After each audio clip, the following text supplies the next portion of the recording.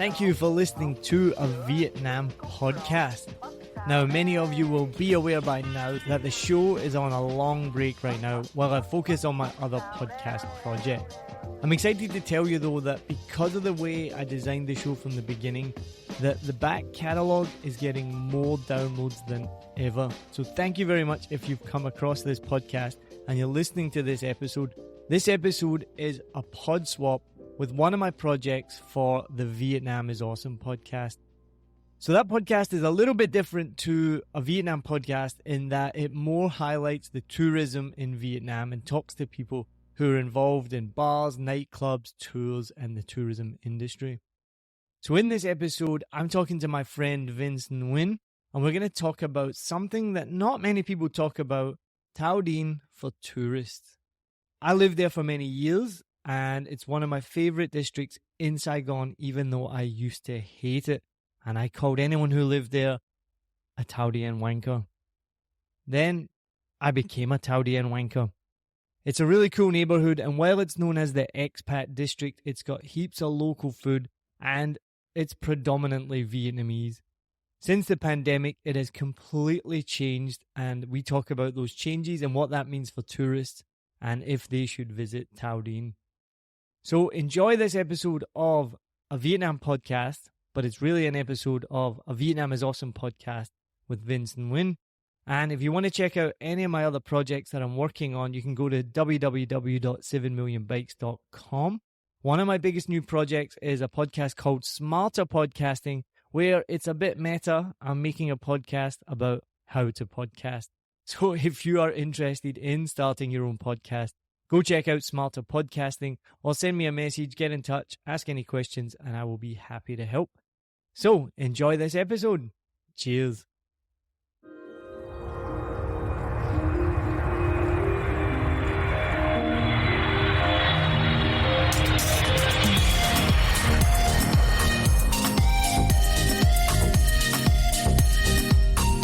Welcome to the Vietnam is Awesome podcast. We'll help you discover the real Vietnam with awesome experiences. I'm Niall Mackay, your host. I've lived in Vietnam since 2016, and I'm the host of a Vietnam podcast, a comedian, and now brand ambassador for Vietnam is Awesome. I came to Vietnam for a 2-week vacation in 2015 and was immediately taken by the beauty, friendliness, energy, and even all the quirks of Vietnam. My guest today is Canadian Vietnamese and also worked in the nightlife scene there for over 10 years. He moved to Vietnam in 2019 and has since then opened up 3 food and beverage businesses. The latest one is in Thao Dien on Chan Nhok Nguyen. Close enough. Yeah, that sounds good. That was pretty good. Okay, thank you. It's now one of the most thriving streets in Thao Dien. So today we're going to be talking about Thao Dien. And if you're coming here wondering as a tourist, why the hell would I go to Thao Dien? We're going to explain to you how much Thao Dien has changed in the last few years, especially post-COVID. And if you've had a day out in the Mekong Delta, you've done the Cu Chi tunnels, you've already walked around Walking Street in the baking sun, and you're looking for something to do in the evening, well, we're going to explain what there is to do. First of all, share your experience coming to Vietnam as a tourist for the first time. Well, the very first time I came here was 2001, and, I went with my family. I didn't like it. I was 16 at the time. It was very poor, very, ghetto. And then I came back in 2018 for vacation. I went to Hong Kong, Ho Chi Minh City, Bangkok, and Tokyo. And out of the 4 countries or cities, I liked Ho Chi Minh City the most. And it was my, where my parents are from. So I said, okay, why don't I quit my job and move to Vietnam and see how it is, give myself a year. And it's been 4 years and no turning back at all. And obviously we're in a post-COVID world. How have you seen Vietnam change in terms of tourism? The crazy thing was, Vietnam actually did pretty well during COVID. Like we had a 3-week lockdown in 2000 and then, there was no in and outs for anyone. And after COVID, I think, within Thao Dien, business picked up. But, if you looked outside of Thao Dien, a lot of F&B businesses and other businesses closed down. We go toward, D1 close to Big Tech, so there's a lot of empty streets. So that's the crazy thing about Thao Dien, it's like it's a bubble of its own. It's its own city within a city, or a town or community within a city. So Thao Dien is in District 2, which is about 20 minutes outside the city these days. I read a blog today and it said, it's like less than half an hour. It's not that long at all, about 20 minutes from District 1. And if you are visiting as a tourist, you might think, well, why would I go out there? And I think most tourists are spending their time in District 1. Thao Dien is traditionally known as the expat area. There's District 2 and District 7. District 7's in the south. We won't get into that today, but in District 2, Thao Dien is known as the expat bubble. And that was primarily because there was a big compound there. So a lot of the executives, when people came here before there was as many expats as there is now, if somebody was placed here by the company, they were given a house in this fancy compound by the river, and it was beautiful. It's still there and it's beautiful. And then also, so from that, a lot of the international schools started to open to service the children of those executives. And so from there, it became like a little bit of an expat bubble. There were some Western restaurants, which, well, I mean, some of them are still around and they're not particularly... I think Pedalasco was one of the first ones, or El Fresco has been there like since 97 or something like that. And these were mostly primarily for those small groups of expats. And so I've been here 7 years, and even when I first came here, there was really nothing in Thao Dien. There was a few restaurants. Mm-hmm. If you wanted to come out and go to Snap Cafe and have a bit of an experience of even that, of a kind of Western experience and maybe some Western shops, you would come out to Thao Dien. But it was very much the expat bubble back then. But I always thought that was an unfair label, because when I first came out to Thao Dien, I was like, it's super local. Like back then, maybe not so much now, but back then it was super local. Not many high-rise buildings and loads of like local food, which you can still get as well. Now, fast forward to today, I think Thao Dien has completely changed. It's crazy now. It's developing so much. It's a lot of construction projects. Mastery has like 2 projects going on right now. Yeah, towards like Saigon Outcast, which is, pretty popular spot. Yeah, lots of development there.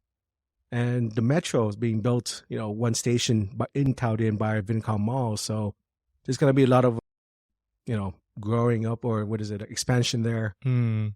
And yeah, a couple of years ago, Ho Chi Minh City announced that District 2, Thu Duc, and District 9 would be Thu Duc City. So I think Thao Dien would be, kind of like one of the hubs of the new city within a city. And again, if you're visiting Vietnam and you're doing your research and you're looking into it and you get confused by reading that, so Thao Dien is now technically not part of Ho Chi Minh City. Now, don't worry, it hasn't moved anywhere. It's still in the exact same place. It's just like a zoning law that changed to kind of help give it a more economic boost. Yeah, CB, so, commercial business development or whatever it stands for. Like, Thao Dien would be part of Thu Duc City, Ho Chi Minh City. So it's not District 2 anymore, technically. Yeah. Oh, it's not even District 2 anymore. Yeah, technically on paper, like my business on paper is technically Thao Dien, Thu Duc City, Ho Chi Minh City. Right. So imagine writing the postcards for that. Yeah. I personally would recommend, if you're visiting Vietnam and you do want to get out of the District 1, you're not going to get an authentic Vietnamese experience. So I'm not advocating that if you come to Thao Dien, you're going to get that authentic Vietnamese experience, but you're going to get an authentic Saigon experience. This is a big bustling city. Every district's different. Mm-hmm.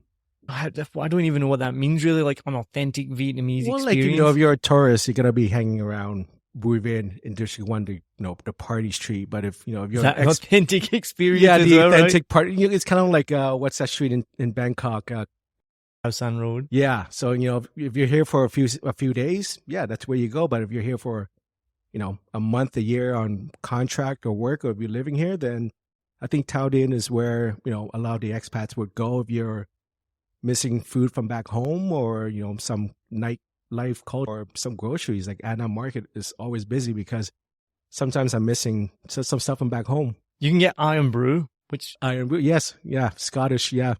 Which I remember when I first came here and I could find Iron Brew. I don't drink it very often, but just the fact that I could find it. I don't know if the audience would know what Iron Brew is. If you don't know what Iron Brew is, you are missing out. It's the most popular soft drink in Scotland. It's the only country in the world where Coke is not the number one soft drink. And also the best cure for a hangover. And I need one today. Yeah. So tell us about, why did you move your business recently to Thao Dien? So we were still in District 2 about 10 minutes away from where we are now in apartment complex, Sun Avenue.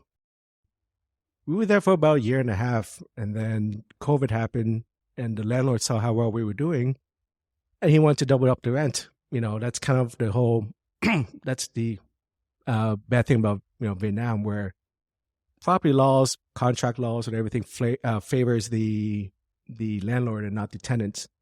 So yeah, he wanted to double up our rent, and we said, you know what, we're going to move to Thao Dien, where it's a bit cheaper and there'll be more customers. So yeah, we moved there about 2 months ago, and yeah, it's been going well. Deliveries is going through the roof. People walk-ins are getting better, and yeah, we haven't looked back since. And yeah, and so the name of your venue is The Avenue, mm-hmm. And tell our listeners what massive distinction award that you've now won twice. Yeah, we won the best burger in Saigon at Saigon Outcast. We won it twice, last year and this year. This year was the People's Choice. Yeah, it's such an honor. Like, we weren't aiming for, being the best burgers. We just wanted to have good food, and we were doing pastas and breakfast and stuff like that. But yeah, we got the best burger. And I think this is, again, is surprising for people coming to Vietnam. And, a lot of people have the expectation of rice fields and water buffaloes and those all exist. But then you come to Saigon and it's just this massive bustling city with so much going on. And I've seen the change within 7 years, when getting a burger was not difficult, but getting a good burger was, you had to seek it out. 7 years ago, there was probably only like Chuck's Burgers and maybe Soul, I think. Something like that. Yeah, exactly. Yeah. And then, but whereas now we have, like, when we can mention Saigon Outcast in a minute, Saigon Outcast has like a burger festival, and there's hundreds, if not thousands, of people there. It's like about 1,400 people. 1,400? Yeah, the one a few months ago. And how many vendors? 7. Yeah, and that's not all of them. And so now you can get a really good burger. So what I want to stress is, when you come to Saigon, and I often say Vietnam, but Saigon is not Vietnam. Saigon is Saigon. And you come to Saigon, there is so much here for you. And obviously, we still want you to come and have that authentic Vietnamese experience, whatever that means to you, whether that's Boy Vien or not. But if you do want to do something authentically Saigon, that might not mean going for some pho. You can get that anywhere. You can go and get a burger. You can go and get a pizza pasta. Like, some of the pizza and pasta here is like... We'll be right back. Join pilot and adventurer Fernando Pino as he takes you on journeys to discover exciting destinations across the UK and Europe. You'll fly with him to hidden gems and experience local culture, from bustling streets to serene hideaways and the best places to eat, sleep, and play. Travel Plans is more than a podcast. It's your ticket to exploring the world and its history with a friend. In this episode, we are flying to discover a beachside paradise perfect for the whole family. Discover golden sands, activities galore, and even free childcare so you get your own break too. Why am I still here? Well, to be honest, I like to pho back home more than here. And really? Actually, I had this debate with a couple of friends yesterday. I'm saying, the beef back in Canada and, America is better than the beef in Vietnam. I've heard this before. So yeah. We're going to have better quality pho, in my opinion. Don't at me, don't attack me. But yeah, the pizza here, like, 4Ps has amazing pizza, and, Japanese, Italian pizza. Like, it sounded weird before I tried it, but now, like, I love it. And so, yeah, there's so much of that kind of fusion as well. I know that's kind of wanky word, but there's so much of that fusion, like Japanese pizza, but also like modern Vietnamese food. Like, again, Vietnamese food is so much more than just pho. One of my favorite places is Bet Vo. Mm-hmm. And that's not fusion, but it's just like really good, modern, clean, fresh. Very good, very affordable. I mentioned earlier that Thao Dien has completely changed since COVID, so within just 3 years. And I think maybe before COVID, I wouldn't really say to tourists, oh, you should go check out Thao Dien. There's a couple of restaurants, but nothing really go. Now, when I drive through Thao Dien, you can just tell, you're like, oh yeah, that's a tourist. Like, you can just tell somebody with camera around their neck or whatever it is. You're like, you know, it's a tourist. And I'm seeing more and more people coming out to Thao Dien. So what has changed so dramatically? I think just a bunch of businesses showing up. You look at Plan K, just opened up a huge location right at, on Salo Hanoi, the main street. Zoomware, a very big franchise for party food and drinking opened up on the same street, Bao Z, and then you look at Clay, who Clay and Bricks, same owner, but they're probably 200 meters apart, and yeah, both of them are doing well, and yeah, just a lot of places opening up, even though the rent is pretty high. So I don't know how they're justifying it, but everyone's slowly coming into Thao Dien. And what I've noticed, you just mentioned two of my other favorite places here. So Bricks and Clay. I was in Clay last night, and these places are such high quality. Yeah, it's way nicer than some of these. Actually, most of the establishments back home, like it's wood interior, right by the river, amazing service, good cocktails, affordable too.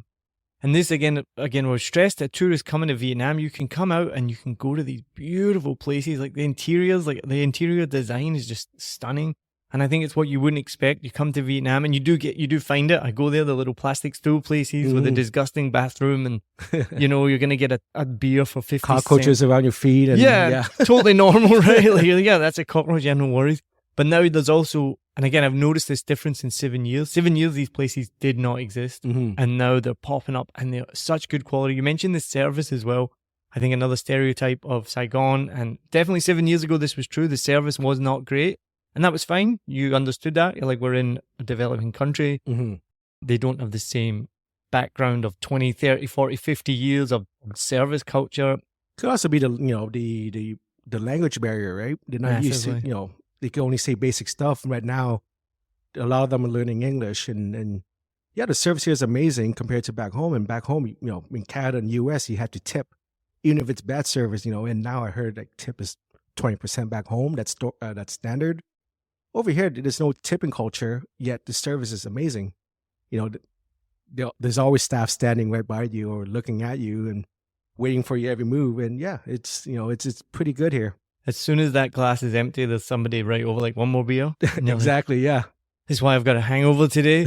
It's not my fault. But so these places are outstanding quality, beautiful design, and still affordable, which makes them so appealing. And that's kind of my point, is if you do want to come out to Thao Dien, these places have so Clay is by the river, beautiful, beautiful setting. Bricks has got a pool built in. You can hang out in the pool if you want. If you're not, you can sit on one of the beds or the couches by the pool. Yeah, you're looking at Clay and Bricks, the average cocktail is probably like $240K? Yeah, probably. Which is about $11-12 US, for a nice cocktail. And then happy hour, a lot of the places have half prices. Like you look at 86 proof on Son Thuy, a very popular bar, they have half price from like 4 to 7 p.m. It's packed. So it's like $5-6, and it's packed and the vibe is good. Yeah. And, probably in Thao Dien, that's probably my favorite bar. They have really good cocktails there. It's one of my favorites as well. 86 proof, make sure you're 7. Yeah. And they have the whiskey, sour the best in the city. And we're trying to get the owners of 86 proof on this podcast. So Rochelle and Jason, if you're listening, come on the podcast. we want you on here to talk about your amazing cocktails. And the other one that gets me is, Beer Craft is a craft beer bar, obviously. Well, maybe not obviously, but it's a craft beer bar from the name, Beer Craft. And when I first came to Thao Dien, I've still got the pictures. I was looking at them actually just in preparation for this. It was a tiny hole in the wall, little craft beer bar with about 10 taps. So it's not the same size as it was now? Oh, it is now? No. It was about 10 seats. Oh, wow. It was tiny. And that was one of the reasons why we came to Thao Dien. We'd never been here. We lived in District 4 and we were like, oh, let's go. It's like a day trip. That's very local, District 4. Yeah, that was a totally different experience. So we came out basically just to go to Beer Craft because we love craft beer. There was no 86 proof, no Pasteur Street Brewing. Like there's one Twee, the main street.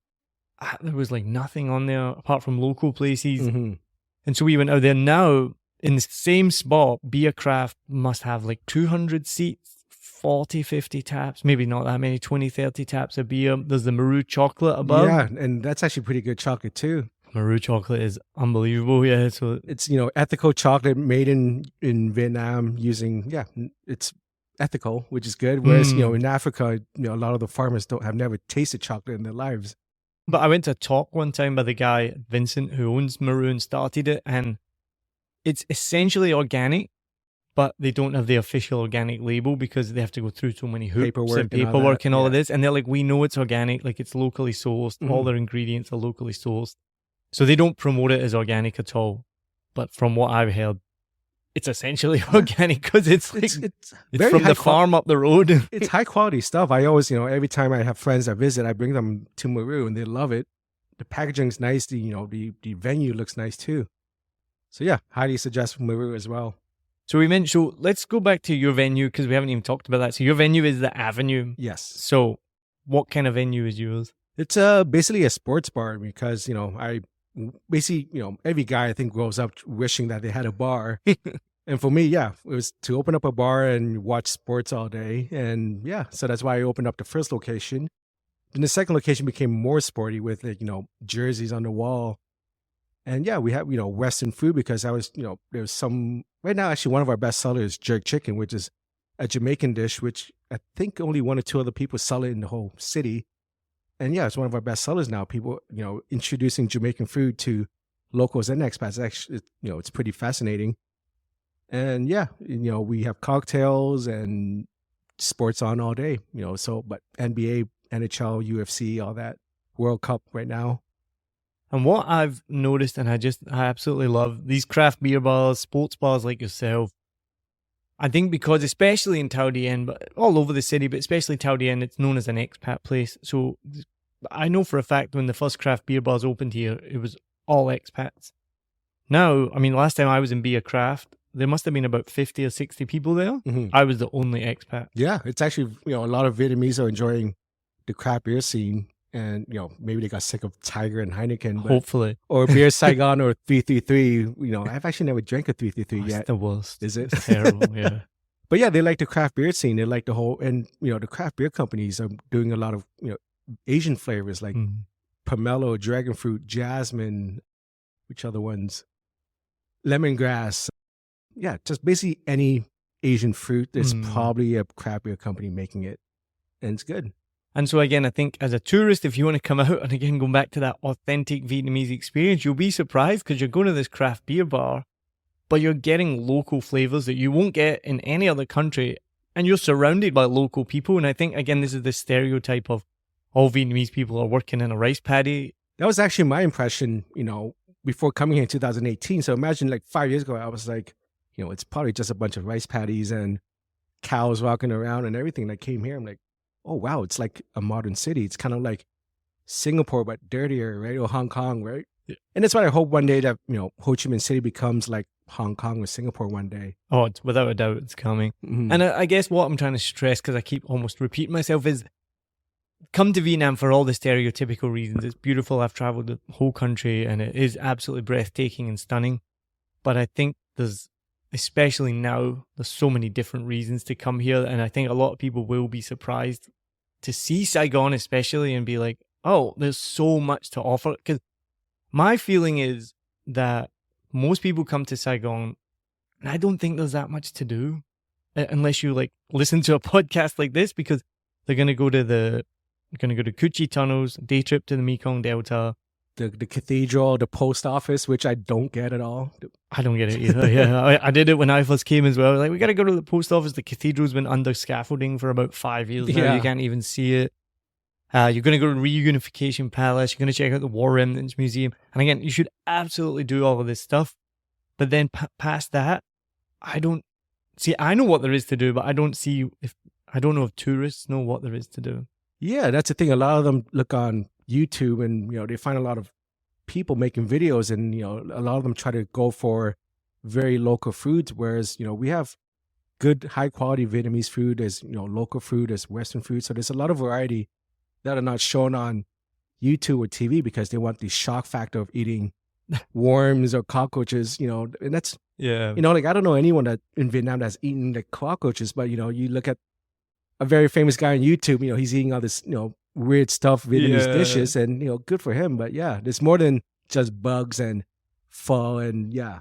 And that's what gets clicks, right? Like the most shocking food you've ever eaten. Millions of views just because, yeah. Yeah. So come out and get a burger. Like, you know what I mean? I know it's not authentic pizzas, Vietnamese. pastas, there's good sushis, like a lot of places for Wagyu beef too, because we're so close to Japan. So yeah, we get, good quality beef coming in. There's a lot of nice sushi restaurants opening up.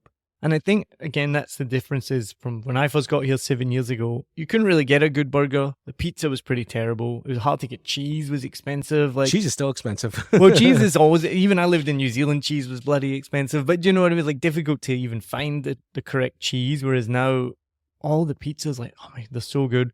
So, Thao Dien, so much good food, so much good alcohol, good cocktails, good beer, great coffee as well. What else is there to do in Thao Dien? In Thao Dien, there's a lot of things to do. Saigon Outcast usually has a festival every weekend. Just the past one had a beer festival, which we attended. Had maybe almost 1,000 people. There's a skating rink, in the country that's 40 degrees in Vincom Mall. Ice skating rink. Yeah, ice skating rink. Yeah, a lot of bike trails. You could go canoeing, I think, right by the river by, what's that place? Café des Stagiaires. Café des Stagiaires. Yeah, I'm not French, so yeah. But that's another great recommendation. Café des Stagiaires. Yeah, one of the best views of the city from that cafe. So they have a rooftop there. Go at sunset. It overlooks Landmark 81, which if you don't know Landmark 81, what are you doing listening to this podcast? Go and find out what Landmark 81 is. No, Landmark 81, tallest building in all of Southeast Asia, I believe. 14th in the world, 81 floors, an incredible building, and the rooftop of Café des Stagiaires overlooks Landmark 81. Yeah, beautiful, beautiful spot. They've just opened a park up there, which is another thing that's I've noticed changes in Saigon. They're starting to value more green spaces, which before it used to just a lot of places were just dumping grounds or concrete, and now they're starting to change them. Yeah, go up Café des Stagiaires again, happy hour, go at sunset. Check it out. That's all great around there. But then even Saigon Outcast, yeah, that's definitely one of my favorite places. It's, again, maybe not a big tourist attraction, but if you're coming out to Saigon, if you're coming out to Thao Dien, I would absolutely go to Saigon Outcast. There's got rock climbing there. So if you're a rock climber, little mini skating park that will be full of skater kids. But if you want to go out and do some skating, look up what festivals are on. So they do a burger fest. They just had a beer festival, taco fest, pizza fest, tattoo fest, sneaker fest. That's popular. Yeah, right? And almost every Saturday is a different festival, and they're all packed. And there's a great atmosphere. They normally have live bands on, things like this. DJs, yeah. So that's definitely a good one. And even if you're into things like yoga, there's the yoga pod, which is down this small street in. I've been here for years and never even knew there was anything down there. It's like past where there's pasta fresca, which again, great pizza. And you go down and it's this beautiful, tranquil, leafy green little haven with little offices and a pond and then like this yoga pod in the back and loads of yoga studios, gyms as well. I doubt if you're a tourist, you probably want to go to the there's gym. Like cycling classes and, yoga and others like. But the point is as well, it's not just expats anymore because now you go and when you see the traffic in Thao Dien, it's all Vietnamese people. And this is one of the things that's changed with Thao Dien. The secret got out. So it used to be the expat bubble and it was the expat community would hang out there and that's what you expected to see. But now with these restaurants, or like I mentioned, Be a Craft, it's all Vietnamese people who are coming from out with Thao Dien to visit all these venues. So it's a completely different atmosphere now. And the biggest change for me was when a nightclub opened. Which one was that? X8 or Indigo? Indigo. Yeah. That's when now there's 3 nightclubs apparently. Yeah.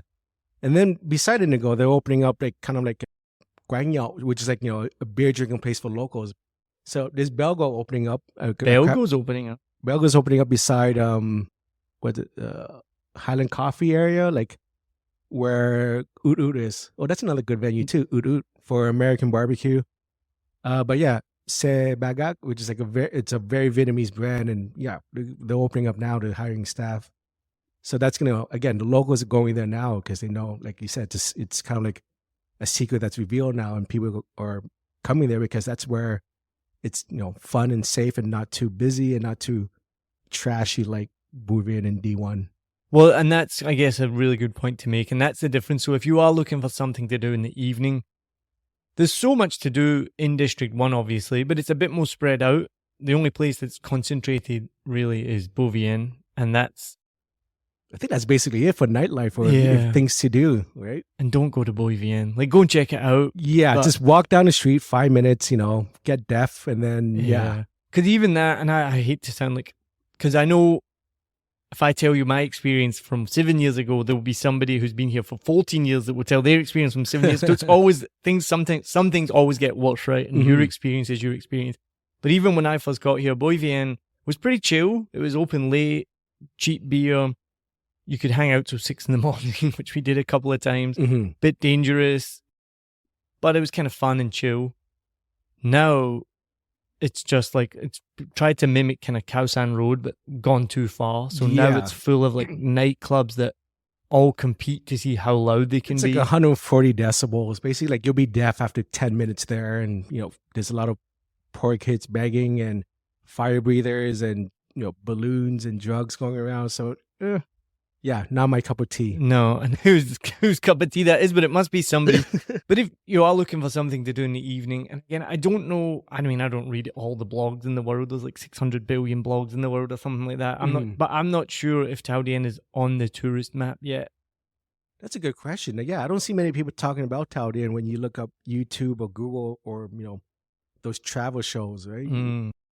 And it's got the reputation of being the expat community, Yeah. which I don't think is true. Like you said, yeah, any travel show would tell you to go to the cathedral and the post office. But yeah, I don't see many of them talking about Thao Dien. Maybe And internationally it's kind of still hidden.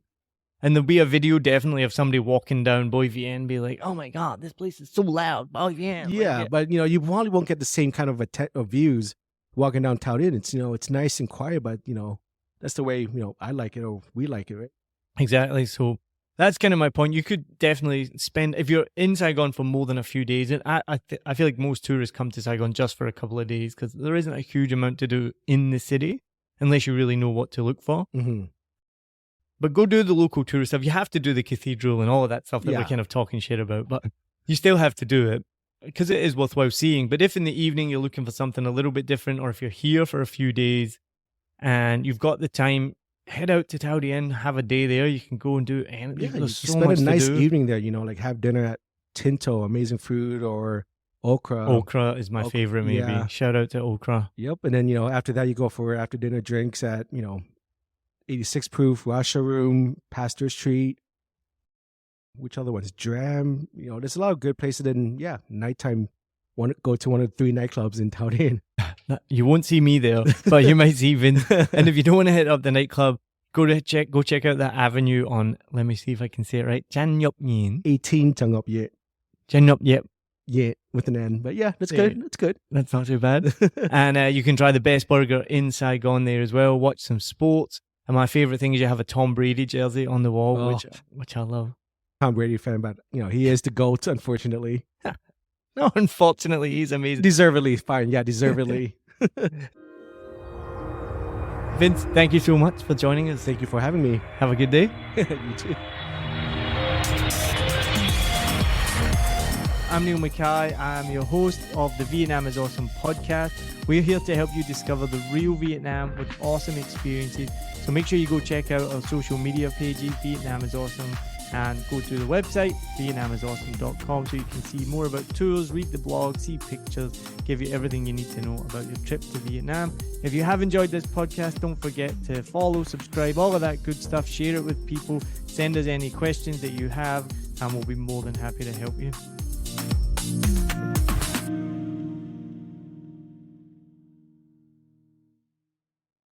I hope you enjoyed this episode. If you're like me, you may use your laptop at places where you have to use public Wi-Fi. This opens you up to digital snoopers. It's a massive problem. It can be your internet service provider, or you know who, looking at what you do online, or a cyber criminal trying to steal your bank passwords or credit card info, or even a hacker at the next table trying to steal your sensitive data. These days, it is vital that you keep your data safe. NordVPN keeps all of these snoopers away. It makes your internet activity private, protects you from accessing dangerous websites that are phishing for your data, and lets you enjoy your favorite content securely, even while away from home. And it's easy to use, even I could use it. I've actually been using NordVPN for years now here in Vietnam. and I'm excited to be an affiliate partner with them. I've used NordVPN to watch Netflix, BBC, Disney Plus with ease, and I also know that my information and data are safe from prying eyes, whoever they may be.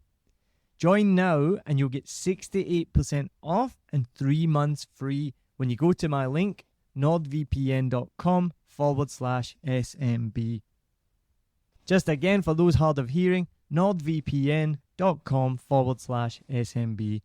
The link is also in the show notes. I know nobody checks them out, but go check that out and you can get the link from wherever you're listening to this podcast.